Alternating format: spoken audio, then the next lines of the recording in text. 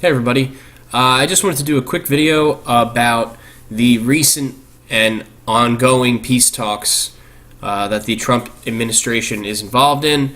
The more public one that has been in the news, of course, has been the North Korea talks, which have seemed to have stalled if you watch the mainstream media. But there has been setbacks, and of course, because it's Trump, and he's failed in something, more importantly, failed to end a war. They're all over it, and it's been very public. So, what's interesting about the North Korea talks was the reaction and the statements from both parties afterwards. So, you have the U.S. line that sounds like it came from more Bolton than Trump, and he's just kind of repeating what he's been told to say, that Kim came to the table and said that we'll begin dismantling our nuclear facilities in exchange for the lifting of all sanctions. Now, of course, I'm always suspicious of the U.S. government, first and foremost. Kim is, of course, not to be trusted, but the U.S. did confirm that he had agreed to dismantle the facility at Yongbyon. So neither side disputes that. The U.S. wanted another facility shut down, which they did not get, and I think it's called Kangsan, the Kangsan facility, which is, of course, is a alleged nuclear facility. There's no evidence that it even is providing nuclear material or weapons systems for the North Koreans. But the U.S., of course, being the bully in the room, was upset that this was not in Kim's agreement. Now, North Korean officials have come out through our South Korean allies and said that the sanctions that Kim had asked for to be lifted were a set of five sets of sanctions that were imposed by the UN recently in 2016 and 2017. And the sanctions focus mostly on what I see as economic and just cultural, social resources, minerals, metals, coal, agriculture, and seafood exports. So the sanctions placed upon North Korea were of the small natural resources that they have available. Their ability to export them has been not outlawed, but kind of shut down by the UN and the US. So, of course, this story, I'm sure, is in the middle somewhere, but just showing the true nature of the United States when it comes to North Korea. To me, it always seems like we don't know where to go when it comes to North Korea, because everybody agrees that there's no military solution, there's no coup, there's no NGO undercover pamphlet dropping that can change things in North Korea. Trump has done the best by just publicizing it, getting it out in the open. And, the issue is that any opening of North Korea for Kim is really a death trap. At this point, the members of the party below him are just as much hostages as the people living there. So it's a really tricky situation, and they have nukes. So the only real option, I believe, is what Trump was attempting to do, which is deal with a dictator and open up what kind of dialogue you can have and economic sanctions, and let capitalism do its job, which Kim has to understand will usually and most likely lead to his demise, unless his plan is to liberalize with the assistance of China so he can stay in power. I don't really know.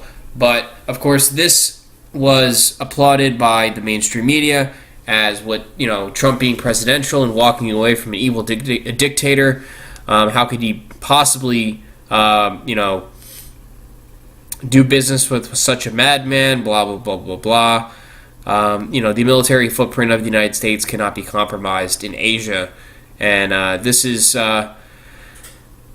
really where that opinion comes from.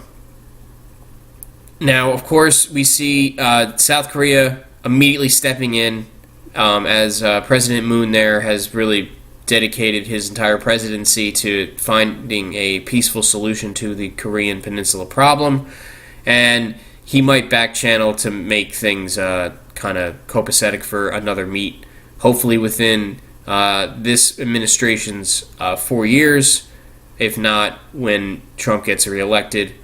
Maybe sets the timetable for another meeting.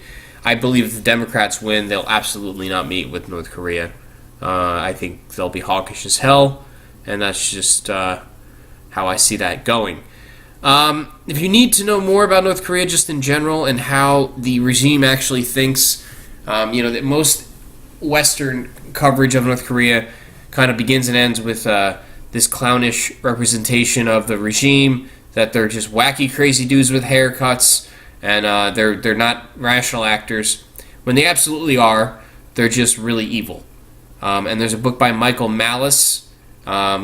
He wrote a unauthorized autobiography of Kim Jong-un. It's pretty funny. So it's written in first person, through the voice and the eyes of the current leader's father. Moving on to the not more important, but I consider it the more important story just because we're so much closer to ending such a ridiculously long and drawn out conflict. Afghanistan, and I actually just got done watching a YouTube video of Rand Paul giving Jake Tapper the business on shutting down the war in Afghanistan. It looks like members of the Senate are putting forth legislation to declare victory and bring the troops home. So talks with the Taliban have taken place over the last 2 months. The deal that has been slowly worked out over the last couple months have been, and this is to paraphrase, and these numbers change, U.S. troops out in 5 years, which we'll get to, half of those troops out in the first few months, and the Taliban agrees that there will be no Al-Qaeda left in Afghanistan. Of course, if you know anything about the history of this war, 5 years is a long time, just enough time for a new president to come in and just start, back where we started. You already just saw in the Jake Tapper video, if you look it up on YouTube, with Rand Paul today, they immediately come back at Paul with the line, well, I spoke to an intelligence official, and he said that radical elements inside Afghanistan can now attack the United States, which, of course, is Al-Qaeda, is what he's talking about, which are present there. But, of course, the Taliban offered back in 2001 to give up bin Laden, to push the Al-Qaeda out of Afghanistan back into Pakistan, and instead of taking that deal, Bush proceeded to push the war as pretense to get eventually into Iraq, and now, that was 2001, and now, 18 years later, we're just where we left off. The Taliban is providing more violence than over the last couple of years. They are in control of larger areas of the tribal lands than they were when they started, and they refuse to negotiate directly with the central government of Afghanistan, which they correctly call a puppet of the United States, so they want to deal directly with the United States. This war costs the American taxpayer $45 billion a year. Okay? Now put that in the scope of how angry and pissed off we all should be about the wasteful lives and treasure that the president after president signs off on. Congress hasn't voted on this war in years. Israel and aid to Israel, which is always a hot button issue, and it is always getting a lot of emotion thrown at it, especially here on the internet media. Israel gets $6.8 billion a year. Okay, this war costs us $45 billion a year.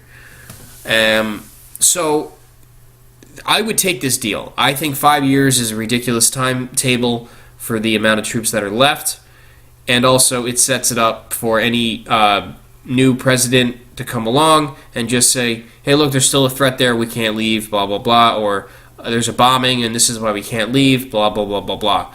But the idea that we can't make this deal and that, we can't trust the Taliban is ridiculous. Of course we can't trust the Taliban, but they offered us everything we wanted 18 years ago, and now we're sending kids there who weren't even born at the time that the war began. Now, of course, more excuses for withdrawal are that it will lead to violence on the ground, which of course is true.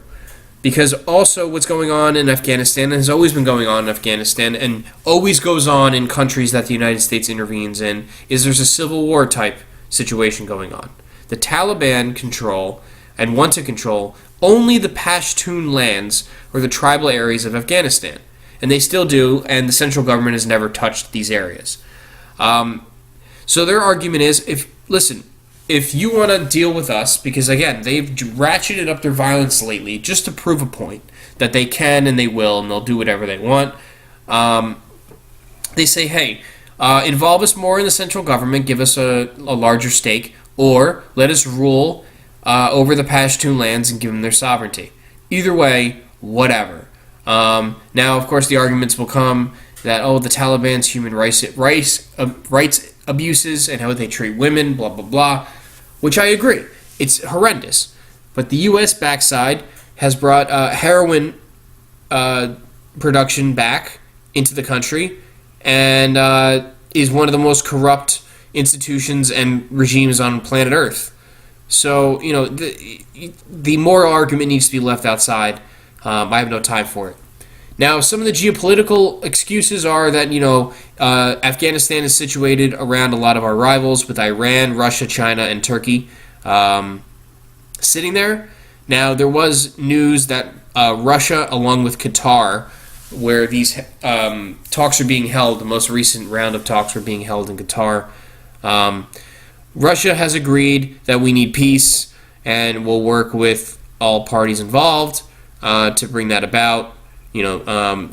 Afghanistan is always what people are fighting over. They've been fighting over it for decades and centuries, and they'll be fighting over it for time to come. But this war, in its current form, is over. And we got to bring the troops home. And the only good sign that I see that this might actually happen is that Trump has provided